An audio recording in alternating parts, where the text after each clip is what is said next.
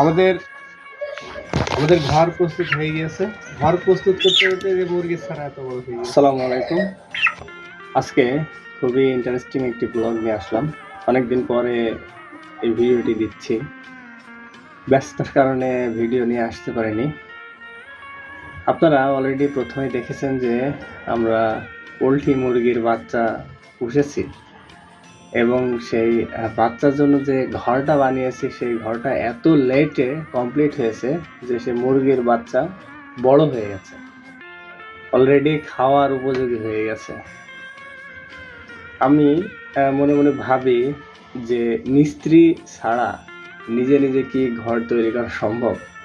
তো সেটা ভাবতে ভাবতে মনের মধ্যে একটা শখ আঁকি যে 4-5টা বাঁশ কেটে খুঁটি আকারে এবং এই নেট ব্যবহার করে পোলট্রি মুরগি বা অন্যান্য মুরগির জন্য কিন্তু খুব সুন্দর একটি ঘর তৈরি করা সম্ভব। তারপর আমি একটু মাপজোক নিয়ে বাঁশগুলো টুকরো টুকরো করে কেটে এই যে ফ্রেমটা তৈরি করেছি। এই ফ্রেমটা তৈরি করতে আমার 2-3 দিন লেগে গেছে।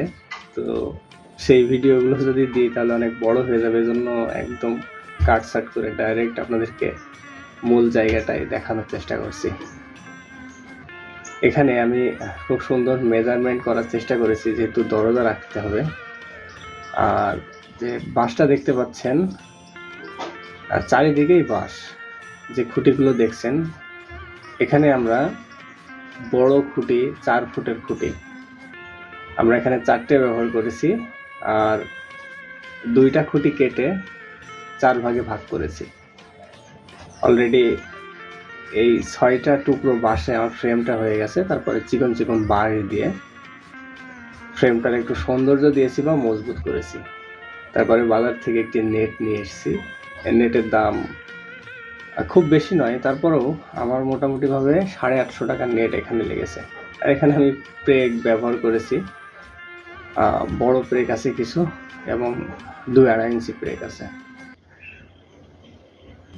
তো এগুলো আমি চেষ্টা করেছি একটু সুন্দর করার জন্য, চোখে ধরে।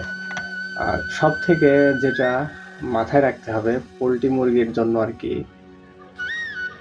সেটা হচ্ছে যেহেতু আমাদের এদিকে কারেন্টের একটু ঝামেলা আছে, আবার মুরগি ঘরে কারেন্ট নেওয়াটাও ঝামেলা।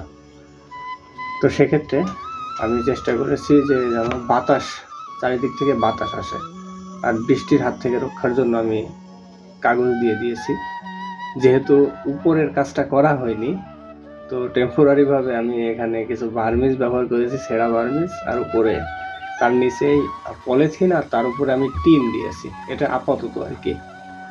তো মুরগি ঘর যখন তৈরি হয়ে গেছে, আপনারা যেটা দেখতে পাচ্ছেন, আমার কাছে দেখেও ভালো লেগেছে যে আসলে ঘরটা ভালো হয়েছে। তো এটাই আর কি। সব থেকে বড় ব্যাপার হচ্ছে এই ভিডিওটির মাধ্যমে আমি আপনাদেরকে একটি কথাই বলতে চাই, একটি মেসেজ আপনাদেরকে দিতে চাই। সেটা হচ্ছে আমরা যদি চেষ্টা করি তাহলে অবশ্যই যে কোনো কিছু করা কিন্তু সম্ভব। হয়তো সেটা অনেকের মতো ভালো হবে না বা অন্যদের মতো হবে না, তারপরেও কিন্তু হয়ে যাবে। এজন্য আপনি যেটাই করুন না কেন একটু ভালোভাবে করার চেষ্টা করবেন, তাহলে সফল হতে পারবেন। আমাদের নতুন ঘরে অলরেডি মুরগি উঠিয়ে দিলাম। এই যে ঘরের ভিতরটা দেখেন,